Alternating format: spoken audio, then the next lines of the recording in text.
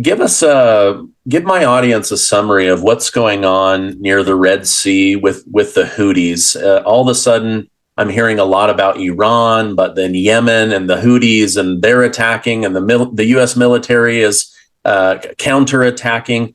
Give us just a rundown of this. What's going on in this situation? Well, first, all of your viewers should stop for a second, pause, and remember that certainly over the last 30 years, lots of people have been talking about bombing Iran. And I remember when I was on active duty listening to John McCain sort of repeat this old song about Baba Baran, Barbaran, and then he would say bomb, bomb, bomb, bomb, bomb Iran. This has been going on forever.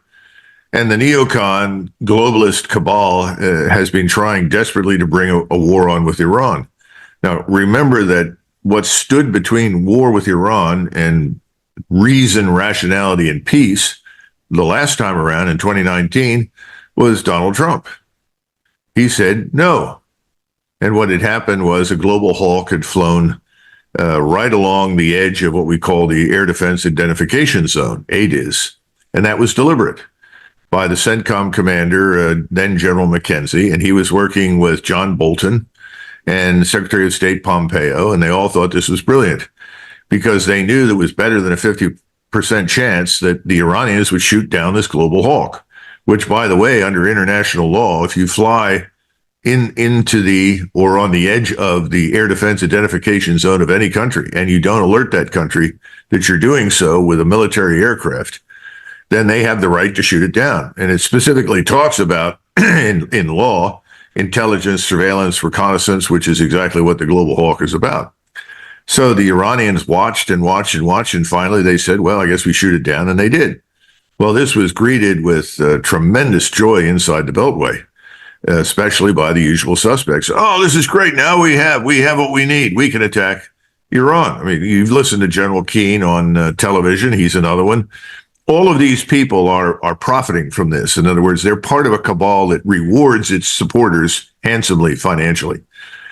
And what they all said was, now we have what we need and let's go to war. And they brought the vans with all sorts of expensive technology over to the White House so that you could turn the White House into an immediate sort of war headquarters. They all descended upon President Trump in the Oval Office, and he asked a couple of important questions. One of the questions was, how many people are we going to kill if we do what you want? Because they already had the strike package with aircraft and missiles ready to go. And the answer was, well, perhaps 300, maybe 500. And he said, how many people did we lose as a result of Global Hawk? I said, well, it's unmanned, nobody. Then he said, well, after the strikes go in, then what?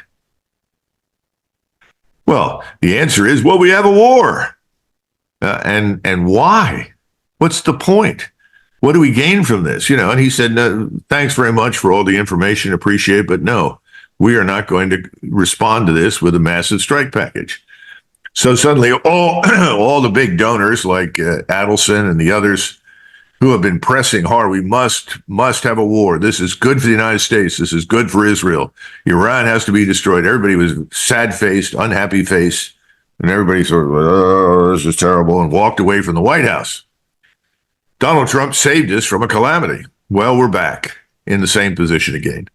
This time, the Houthis. Who are the Houthis? The Houthis are Shiite Arab tribesmen that have finally become the major force in this place called Yemen, down at the bottom of the Saudi Peninsula, the Arab Peninsula.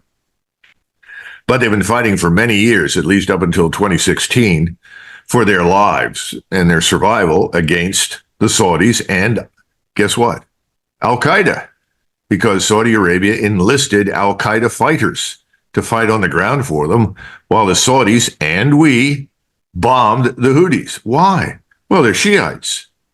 And the Shiites didn't know what to do. They went to Iran and asked for help because they were the only people out there that would provide the Houthis with any assistance.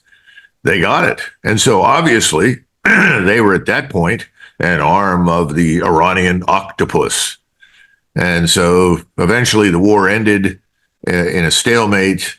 The Houthis were actually the ones that prevailed. Even in the United States, the terrible famine that was brought on by all of this had killed tens of thousands of people. Finally, in Washington, people said, oh, my God, this needs to stop.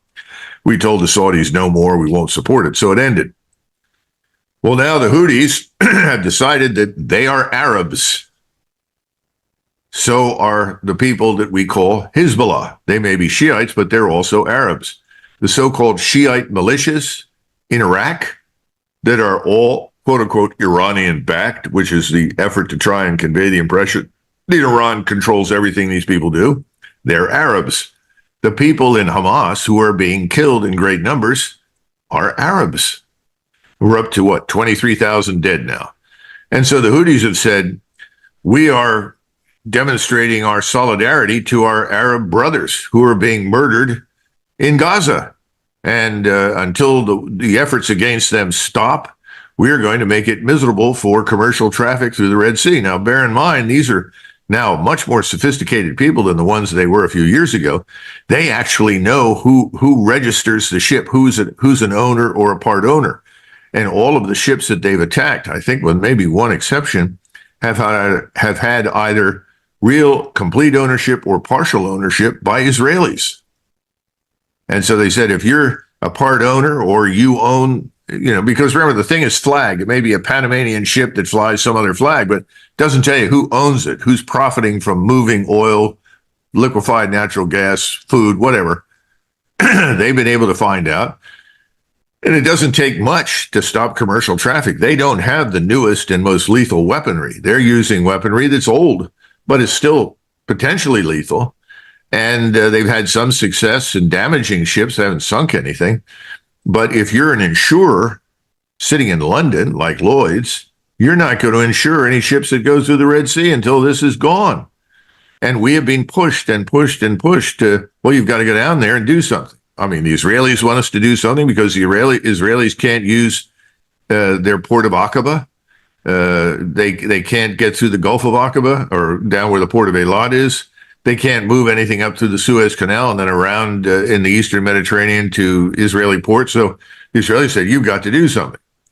So after much gnashing of teeth and so forth, we did. Now, keep in mind that the Houthis were prepared and they were actually informed before the strikes went in. So I'm not sure we did much damage. And friends of mine who are on the inside that looked at the target set told me that we were hitting targets that we hit back in 2015 and 2014. In other words, these aren't new things that we haven't struck in the past. So I don't think it had much effect, but I think it probably made Mr. Netanyahu very happy, and it made people on the Hill happy because, in theory, this could lead to war with Iran, which is the real goal. We've got to go to war with Iran. Iran is the enemy. So I don't think it's had much impact on the Houthis. I don't think the Houthis are about to surrender and go away. I hope we don't try to land soldiers or Marines to chase them through the mountains down there. The terrain is terrible. It's a rotten place to fight anybody. The British were down there in Aden years ago in the 60s, and they finally said, to hell with this, and went home. I hope we don't bother with that. I wish we would talk to them and see whether or not we could come to some sort of arrangement. We know what their demand is, which is to stop what's happening in Gaza. We understand that, but maybe there's some room for discussion. We have this bad habit of sanctioning and bombing everyone who doesn't agree with us. It hasn't worked, and it's not going to work with the Houthis. But the real danger, as we started this, and I apologize for the long diatribe, the real problem with this is it's really about Iran. And we don't understand that all of that oil infrastructure up and down the Persian Gulf and into Saudi Arabia, it's all very fragile. It wouldn't take much to damage any of it. And that has huge implications for us and for the world economically. Yeah, well, it was Senator Lindsey Graham who said that we should bomb every one of Iran's oil fields over the Israel attack. I mean, that would have had global repercussions that we can't even imagine. And yet he was willing to do it at the snap of a finger. Thank goodness he doesn't control the nuclear buttons, Oh, gosh. Well, he's the combat lawyer, remember? His great claim to fame is he's a veteran. Yeah, he's a JAG lawyer. Afghanistan, and he was in Iraq. And what did he do? Well, he was an attorney in the forward operating base. That's like saying I led the Boy Scout troop, along the border with Mexico. Yeah. Wow.